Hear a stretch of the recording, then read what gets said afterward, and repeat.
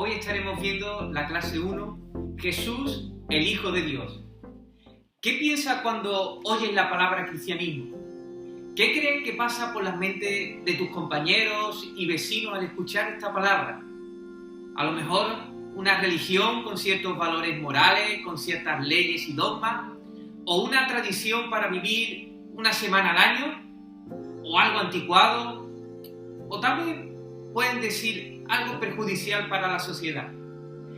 Sin embargo, el cristianismo no es un sistema filosófico como el budismo, tampoco es un código moral como el islam, tampoco un conjunto de rituales como algunas iglesias indican y se presentan a sí mismas. El cristianismo, como su nombre lo indica, tiene a Jesucristo como base. Por tanto, cualquier estudio reflexivo y profundo del cristianismo debe comenzar con la persona de Jesucristo. La cuestión que nos debemos plantear es ¿cómo aprendemos acerca de Jesús? Si fuéramos a la biblioteca o cogiéramos las librerías cristianas o pusiéramos ahí en Google cristianismo, la cantidad de recursos, de información sería abrumadora. También nos encontraríamos con el dilema de que estos escritos es una interpretación de alguien que está usando ya sea su pluma, su bolígrafo, su máquina de escribir u ordenador, desde un punto de vista de hace miles y miles de años. Ahora bien, eso no significa que todas las obras acerca del cristianismo sean inútiles.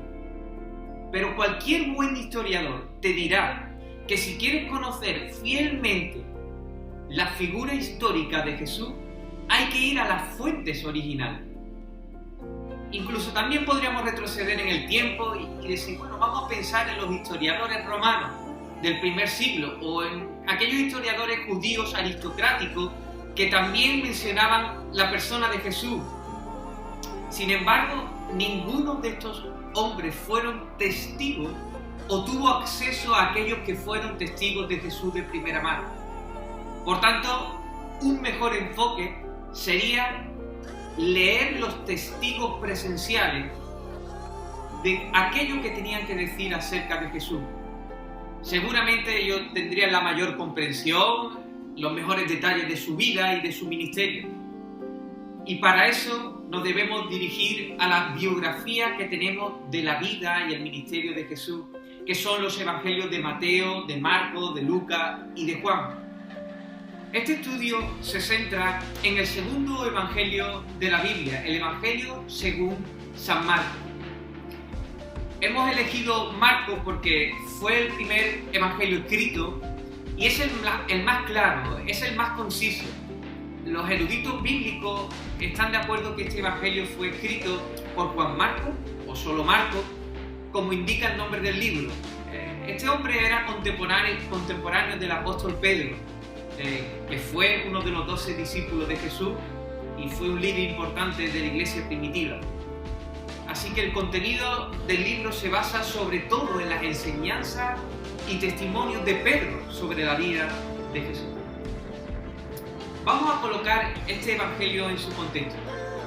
Hasta ese momento de la historia, Dios había hablado a través de profetas, como fue el profeta Isaías, Moisés, y mediante grandes milagros, Dios también hablaba, como fue el diluvio, como fue el éxodo. Pero durante 400 años Dios había permanecido en silencio. El pueblo todavía tenía la palabra de Dios, el Antiguo Testamento, los libros antiguos, los escritos de la ley, la Torá, los profetas. Sin embargo, Dios no había dado ninguna revelación nueva durante esos 400 años. Así que el pueblo de Dios, Israel, esperaba con ansia la venida del Mesías. La mayoría creyó que el Mesías sería un rey político que vendría a rescatar a los judíos romanos que estaban, subyugados por ellos, y la mayoría ignoró los pasajes mesiánicos en el Antiguo Testamento que hablaba sobre el sufrimiento del siervo. Así que 400 años de silencio y un pueblo que esperaba con ansia el Mesías, ahí es donde Jesús entra en escena. Vamos a hablar sobre la autoridad de Jesús. Pasaremos el resto de la clase viendo algunos pasajes de la Biblia. Comencemos, por ejemplo, con Marcos 1:1. Dice la palabra del Señor: principio del Evangelio de Jesucristo, Hijo de Dios. Evangelio. ¿Qué significa este término? Evangelio significa buenas noticias.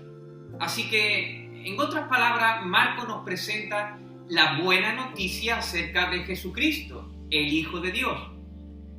Marcos es claro desde el principio que la vida y el ministerio de Jesús son buenas noticias para nosotros. De hecho, él considera que es la mejor noticia que el mundo escuchará jamás. Si nos damos cuenta, el pasaje utiliza el término Hijo de Dios, y esto tiene un par de implicaciones a tener en cuenta. En primer lugar, sencillo, la Biblia enseña que Jesús es Dios.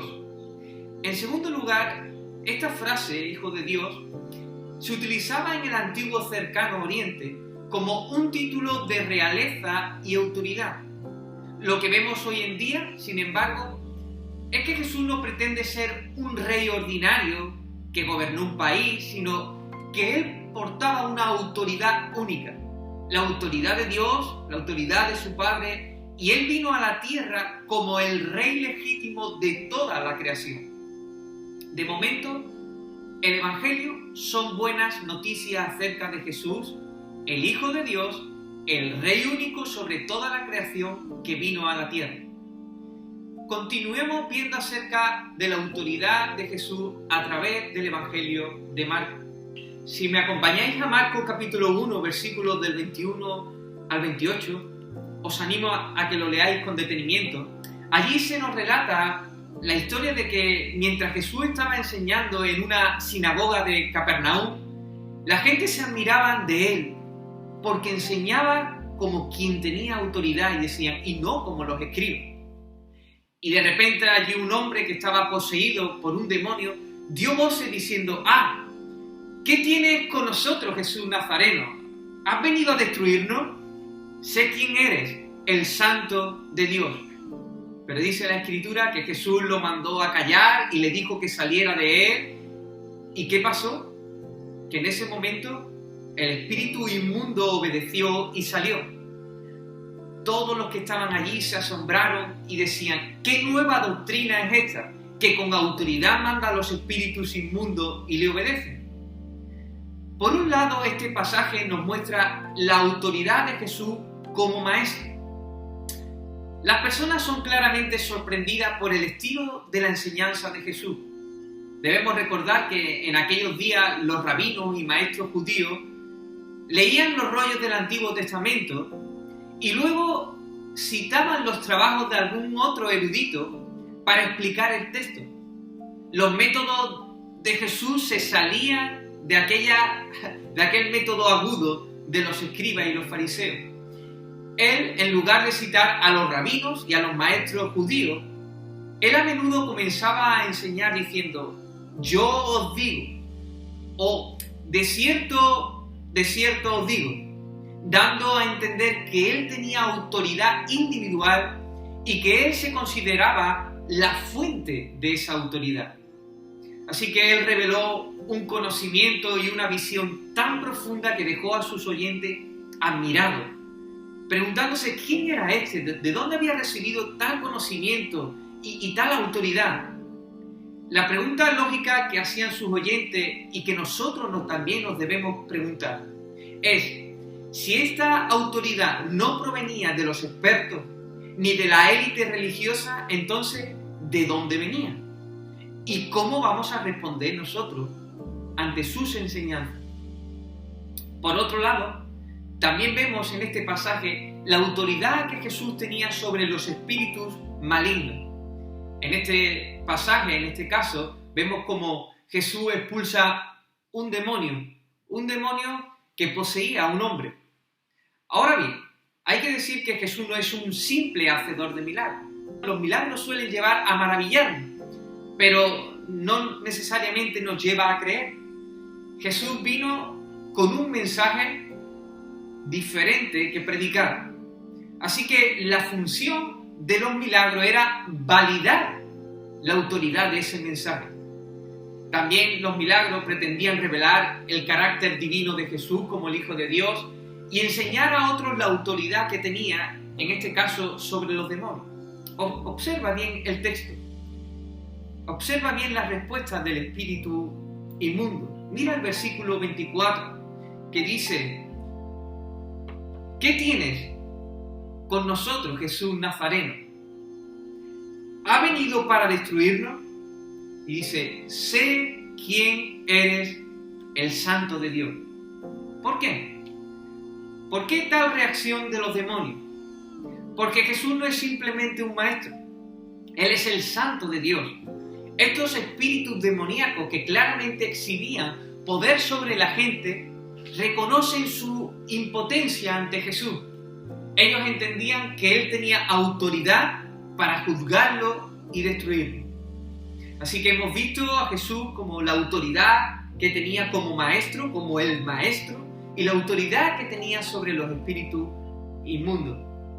Si me acompañáis a Marcos capítulo 2, versículos del 1 al 2, también en este pasaje se nos muestra la doble autoridad de Jesús. Allí se nos muestra cómo unos amigos llevan a su amigo paralítico a ver a Jesús y debido a la multitud ellos no pueden llegar a Jesús, así que deciden subirse al techo de la casa donde Jesús está enseñando, romper el techo y hacer descender al paralítico a donde se encontraba allí Jesús. La historia termina con este hombre paralítico siendo perdonado y sanado completamente de su incapacidad. En este pasaje Jesús afirma ser capaz de perdonar los pecados. Esto es notable que Él lo diga. Lo hace en el versículo 5. Dice: hijo, tus pecados te son perdonados. Para entender lo que Jesús está diciendo y afirmando en este pasaje, tenemos que entender qué es el pecado. La audiencia original de Marcos conocía lo que era el pecado desde muy temprana edad, pero en la cultura que nosotros vivimos actualmente es escasamente utilizada esta palabra o muy mal entendida. Así que hagamos un paréntesis para explicar qué exactamente es el pecado. La Biblia y Jesús habla con mucha frecuencia acerca del pecado y nos dice que es un gravísimo problema. Una manera simple de definir el pecado es no hacer lo que Dios quiere, por ejemplo, no amar al que está a nuestro lado, como Dios quiere que lo amemos, o hacer lo que Dios no quiere, por ejemplo, como hicieron Adán y Eva, que comieron del fruto prohibido. En pocas palabras, el pecado es una actitud de rebelión contra Dios, ya sea de pensamiento, de palabra o de acción. El pecado es no ajustarse al estándar moral de Dios. Así como los deportistas de tiro con arco tienen que dar en el centro de la diana con su flecha, asimismo, cada acción, cada palabra, cada pensamiento, cada deseo debe dar en el centro de la diana del estándar moral de Dios. Y cuando eso no sucede, eso es pecado. Errar al blanco. Solemos comparar nuestro pecado con el de otro y decir: bueno, yo no soy tan malo como mi vecino, yo soy mejor, yo no bebo, yo no engaño a mi esposa. Mira, somos maestros en fabricar excusas. Sin embargo, el estándar moral es Dios, son sus leyes, es su persona, Él es quien es. Y cuando nosotros realmente empezamos a compararnos con Dios, podemos decir claramente que todos somos pecadores. Odiamos, codiciamos, somos movidos por la lujuria, somos egoístas. Todos somos pecadores, todos hemos pecado, como dice Romanos 3, versículo 23, por cuanto todos pecaron y están destituidos de la gloria de Dios. Este mismo Dios Santo también es un Dios justo y dice que la paga del pecado es la muerte. El Señor es justo y odia y castiga el pecado. Él debe hacer justicia. Y es una justicia que anhelamos todos al ver la maldad en este mundo. Si Dios fuera indiferente ante el asesinato premeditado de inocentes, si Él no castigara el pecado, no podríamos decir que Dios es amoroso ni tampoco justo. Sin embargo, cuando se trata de castigar nuestro pecado, buscamos diferentes vías de escape, como la que de Dios no existe, o yo soy bueno, o bueno, Dios es tan bueno que no nos mandará al infierno, ¿no? El pecado es el problema de la humanidad, el gran problema de la humanidad. Mira, todas las miserias de la humanidad se debe a él, al pecado. El pecado nos aleja de Dios, nos aleja de toda la fuente de bien, de todo gozo verdadero. Dios no puede tener comunión con el pecado y de esa forma no puede tener comunión con nosotros como pecadores. Pero la buena noticia es que hay uno al cual Dios le ha dado autoridad para perdonar pecados y se llama Jesús de Nazaret.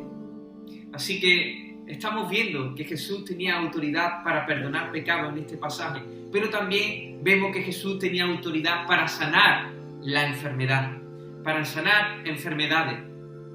En este pasaje se nos enseña cómo Jesús, después de decir tus pecados te son perdonados, le dijo, levántate, coge tu lecho y anda.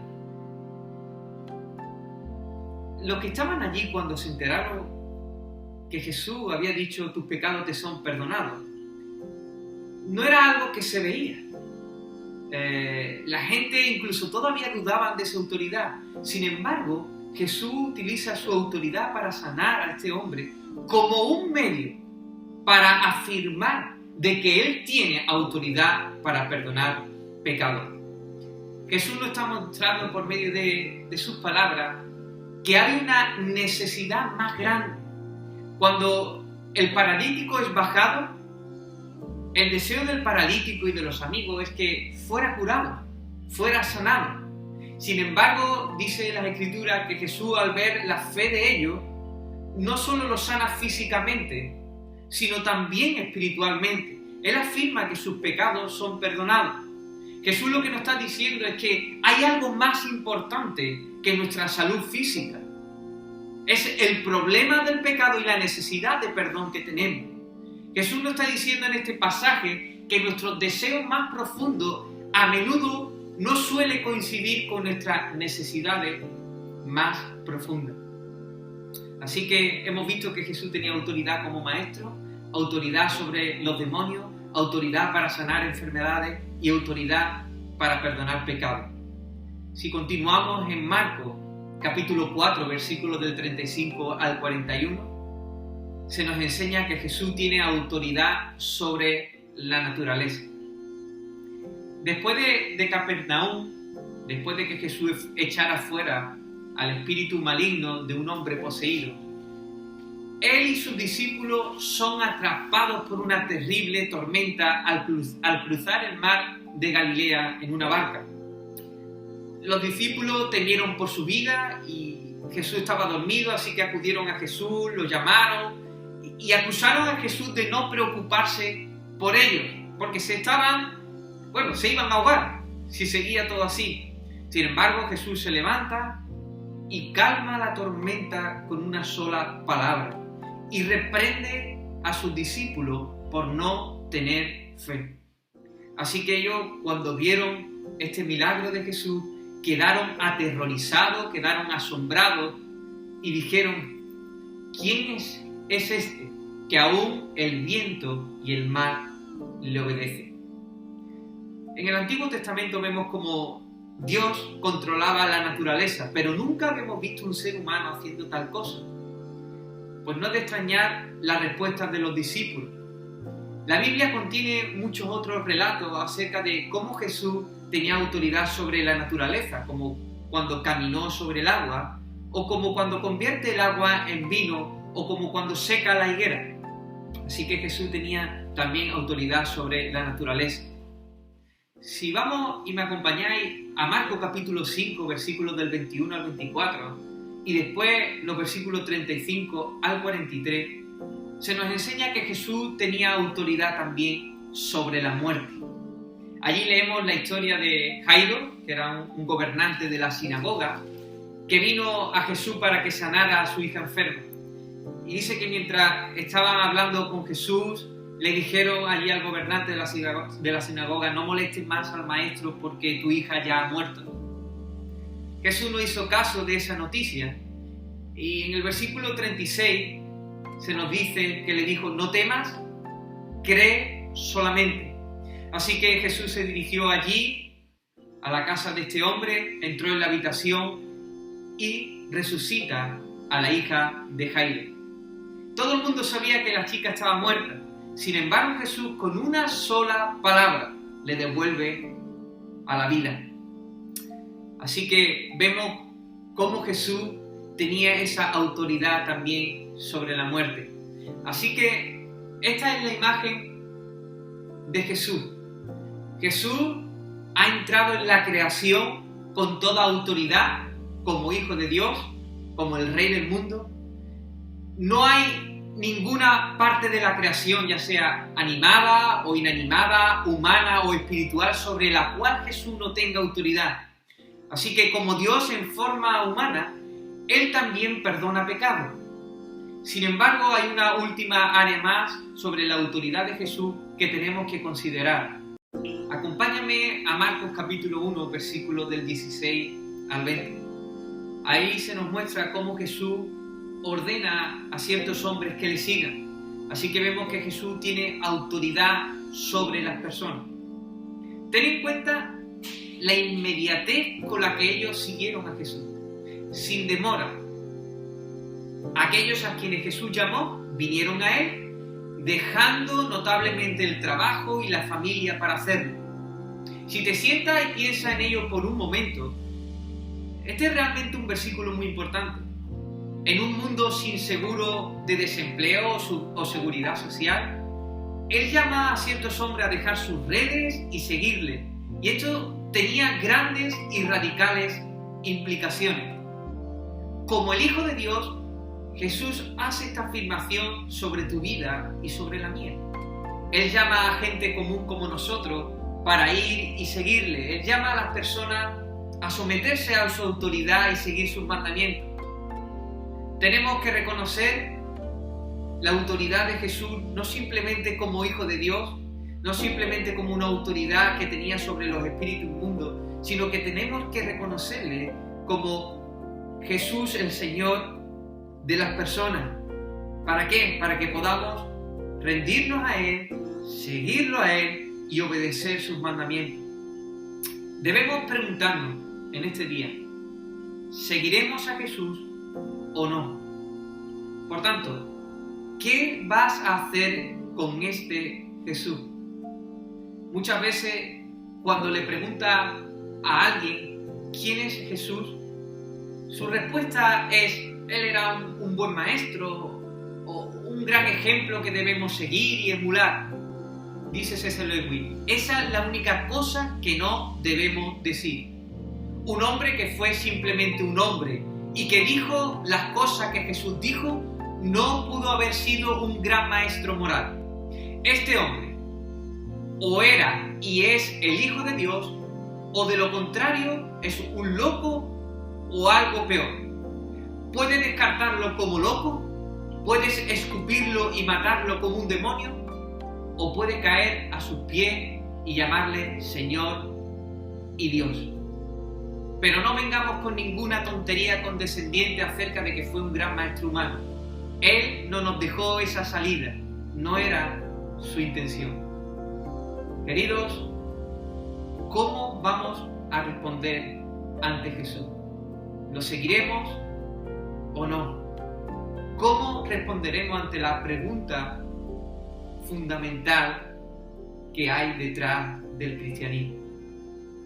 Por lo tanto, si pensamos en el cristianismo como un taburete de 3 patas, hemos cubierto el primer concepto fundamental, el primer pilar: Jesús, el Hijo de Dios.